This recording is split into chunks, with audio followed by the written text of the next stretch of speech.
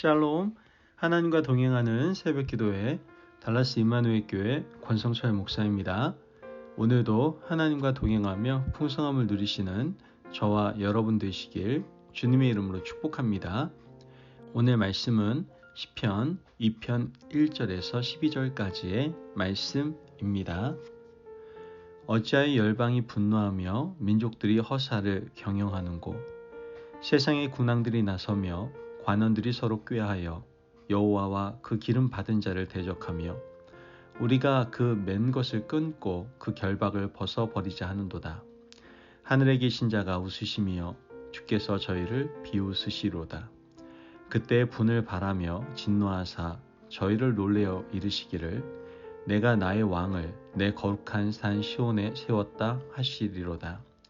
내가 영을 전하노라. 여호와께서 내게 이르시되 너는 내 아들이라. 오늘날 내가 너를 낳았도다. 내게 구하라. 내가 열방을 유업으로 주리니 내 소유가 땅끝까지 이르리로다. 내가 철장으로 저희를 깨뜨리며 질그릇같이 부수리라 하시도다. 그런즉 군왕들아, 너희는 지혜를 얻으며 세상의 관원들아, 교훈을 받을지어다. 여호와를 경외함으로 섬기고 떨며 즐거워할지어다. 그 아들에게 입맞추라. 그렇지 아니하면 진노하심으로 너희가 길에서 망하리니 그 진노가 급하심이라. 여호와를 의지하는 자는 다 복이 있도다. 아멘. 하나님의 말씀입니다. 여러분, 아마 많은 사람들이 정치인들 비난하고 비판할 겁니다. 왜 그렇습니까? 자신들의 유불리에 따라서 이리저리 붙는 그러한 정치인들의 모습은 우리에게 정말 큰 실망감을 가져다 주기 때문일 겁니다. 그러나 사실 우리 역시 정치인들과 다를 바 하나도 없지 않습니까? 똑같은 속성을 가진 인간 아닙니까? 과연 하나님께서 우리 인생을 굽어보실 때 우리는 얼마나 하나님께 뿌리 깊게 박혀 있으며 우리는 얼마나 말씀에 대한 소신을 가지고 하나님을 섬기며 세상 가운데 살아가고 있습니까? 나 자신을 깊이 돌아보면 양심이 가책이 되는 것이 한두 가지가 아닙니다. 오늘 읽은 시편 2편의 말씀에도 하나님과 하나님의 말씀에 대한 소신을 가지지 못한 사람들에 대한 하나님의 진노와 경고의 말씀이 나오고 있는 것을 보게 됩니다. 시편 1편에는 복 있는 사람과 악인을 대비시키지 않았습니까? 복 있는 사람이 가지고 있는 것 두 가지는 뿌리와 열매입니다. 그러나 악인은 자유로운 것처럼 보이지만 그들 가운데는 뿌리도 열매도 없다는 것이죠. 악인은 바람에 나는 겨와 같아서 이것저것 기웃거리며 다니게 됩니다. 여기서 중요한 것은 세상 사람들이 보는 자유와 하나님의 백성들이 보는 자유가 본질적으로 다르다라는 겁니다. 믿지 않는 사람들은 자유롭게 창공을 날아다니는 것을 자유라고 얘기를 합니다. 하지만 하나님의 백성들의 자유는 주님 안에 있는 겁니다. 세상 사람들이 볼 때에는 한 진리에 묶여서 답답한 인생을 살아간다고 생각할지 모르겠지만 주님 안에서 누리는 말할 수 없는 자유와 형언할 수 없는 기쁨을 맛본 믿는 사람들은 스스로를 복 있는 사람이라고 표현한다는 겁니다. 오늘 말씀에서 하나님을 떠난 사람은 어떤 인생을 살아가게 되고 하나님 앞에 있는 사람들은 어떻게 살아가야 하는지를 노래하고 있습니다. 먼저 하나님을 떠나고자 하는 사람들을 다양한 말로 바꿔 설명하고 있는데요. 본문 1절에서 2절 말씀을 보면 어찌하여 이방 나라들이 분노하며 민족들이 헛된 일을 꾸미는가. 세상의 군왕들이 나서며 관원들이 서로 꾀하여 여호와와 그의 기름 부음 받은 자를 대적하며. 말씀을 보면 여기 악한 사람들을 부르는데 네 가지 다른 표현이 나오지 않습니까? 이방 나라들, 민족들, 세상의 군왕들, 관원들 이렇게 네 가지가 나옵니다. 다른 표현이지만 한마디로 이들의 특징을 이야기하자면 힘 꽤나 쓰는 사람들, 권력이 있는 사람들, 보통 사람들 눈에 볼 때에는 물질을 가지고 있는 사람들, 권력과 권세가 있는 사람들을 말하는 것이죠.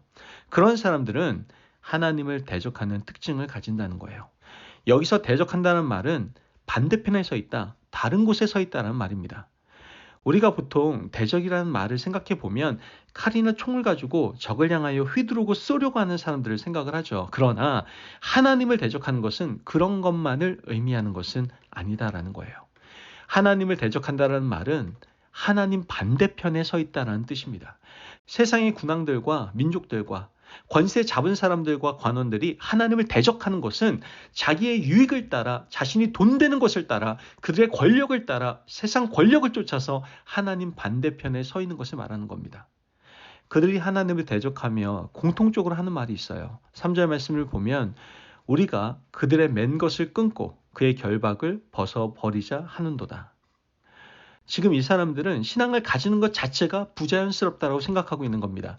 맨 것을 끊고 결박을 벗어버리자라는 말에서 볼 수 있는 것처럼 우리가 권력을 가지고 물질을 가지고 세상에서 하고 싶은 것을 다 누리는데 기름 부은 자를 섬기는 것이 너무 부자연스러우니 이것을 끊어버리고 자유하고 싶다는 표현인 겁니다. 이것이 믿지 않는 사람들이 하나님을 대적하는 모습입니다. 시편 1편의 표현에 의하면 바람에 나는 겨와 같아서 창궁을 훨훨 날아다니고 싶은 사람들입니다. 뿌리 깊이 한 곳에 매어 있는 것이 손해가 되고 불편하다라는 표현인 것이죠. 여러분 어떻게 생각하십니까? 우리는 주 안에서 진정한 자유를 누리고 하나님께서 주시는 영적인 물을 먹고 마시며 열매를 맺고 사는 것이 자유라고 말하면서 실상 마음속으로는 바람에 나는 겨와 같이 훨훨 날아다니는 자유를 동경하고 있지는 않는지 우리 자신을 점검해 봐야만 합니다. 이와 같이 맨 것을 끊어 결박을 벗어버리자 하는 이 사람들에 대해서 하나님은 어떠한 마음을 가지고 계실까요? 4절 말씀을 보면 하늘에 계신 이가 웃으시며 주께서 그들을 비웃으시리로다. 지금 뭐라고 말하는 겁니까? 하나님이 어이가 없어서 비운다라고 말하고 있는 겁니다. 그들을 보고 행복해서 즐거움으로 웃는 것이 아니라 그들을 비웃는다라고 말하고 있어요. 얼마나 어이가 없으면 하나님께서 그들의 행동을 보고 비웃으시겠습니까? 여러분, 하나님의 비웃음을 받는 사람들이 되면 좀 곤란하지 않겠습니까? 하나님은 그들에게 경고를 하시는데요. 너희들이 계속 이렇게 나가면 가만히 두지 않겠다라고 경고를 분명히 하십니다. 9절 말씀을 보면 내가 철장으로 그들을 깨뜨리며 질그릇같이 부수리라 하시도다. 말씀에서는 하나님의 반대편에 서 있는 그러한 사람들을 철창으로 깨뜨리고 질그릇같이 부숴버리겠다라고 말씀을 하고 계시는 겁니다. 여기서 한 걸음 더 나아가 하나님께서는 자신 앞에 충성의 언약을 하고 사랑의 맹세를 할 것을 요구하고 계시는데요. 본문 12절 말씀을 보면 그의 아들에게 입맞추라. 그렇지 아니하면 진노하심으로 너희가 길에서 망하리니 그의 진노가 급하심이라. 여호와께 피하는 모든 사람은 다 복이 있도다. 아멘. 여러분, 복 있는 사람은 하나님의 아들에게, 즉 그리스도에게 입을 맞추는 사람들입니다. 입을 맞춘다는 말은 충성의 맹세이고 언약인 거예요. 유다는 그리스도에게 입을 맞췄지만 그 입맞춤의 표현이 그리스도를 배신하는 배반의 표현이 되고 말았음을 우리는 성경을 통해서 보게 됩니다. 하지만 오늘 우리는 그리스도에게 입을 맞춤으로 영원한 충성을 맹세하는 하나님의 백성들이 되어야 될 줄을 믿습니다. 만약 그렇지 않으면 그 진노가 급해서 길을 가다가 망할지도 몰라요. 그러므로 여러분 우리의 뿌리가 어디에 있는지 분명히 알고 하나님께서 원하시는 그 자리에 뿌리를 내리고 살아갈 수 있는 그러한 인생을 살아가는 저와 여러분이 되시길 주님의 이름으로 축복합니다. 아멘. 기도하겠습니다. 사랑이 많으신 아버지 하나님 감사합니다. 오늘도 우리에게 귀한 말씀의 은혜 허락하심을 감사합니다. 하나님 오직 하나님의 말씀에 뿌리를 내리고 그 안에서 자유를 누리게 하옵소서. 이를 위하여 오직 예수 그리스도에게 충성의 입맞춤을 하며 언약의 백성으로서 자유를 누리고 그로 말미암아 하나님께 영광을 돌리는 우리의 인생 되게 하여 주옵소서. 감사하며 예수님의 이름으로 기도합니다. 아멘. 오늘도 하나님과 동행하며 풍성함을 누리시는 저와 여러분 되시길 주님의 이름으로 축복합니다. 여러분 제발 하나님의 비웃음을 받지 마시고요. 하나님을 미소짓게 해드리는 충성의 언약의 사람들 되시길 바랍니다. 말씀 안에 승리하십시오.